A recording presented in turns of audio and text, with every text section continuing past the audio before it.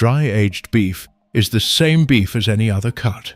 The only thing that happens to it is that it loses its moisture, and every condition involved in the process of making it exists purely to make that happen safely.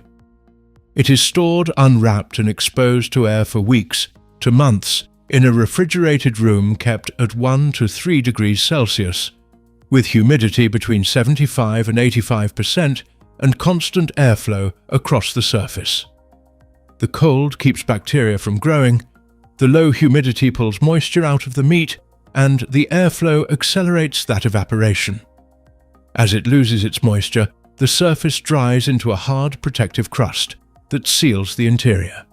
This drying process wasn't originally done for flavor, it was done for storage. Before the 1970s, vacuum packaging didn't exist, and treating beef this way was simply the only way to keep it safe from bacteria.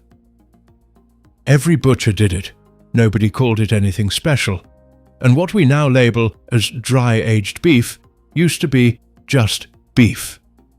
And after vacuum sealing was invented, what had been the only way to store beef for thousands of years became a deliberate choice made purely for taste.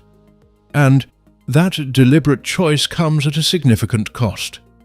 The beef occupies refrigerated space for weeks or months. It loses 15 to 30% of its original weight to evaporation.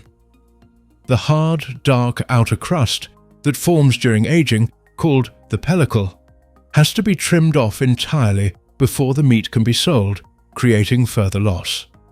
By the time a dry-aged cut reaches the customer, a significant portion of the original piece has simply disappeared. Those losses are why dry-aged beef costs 2 to 3 times more than standard beef at the same grade.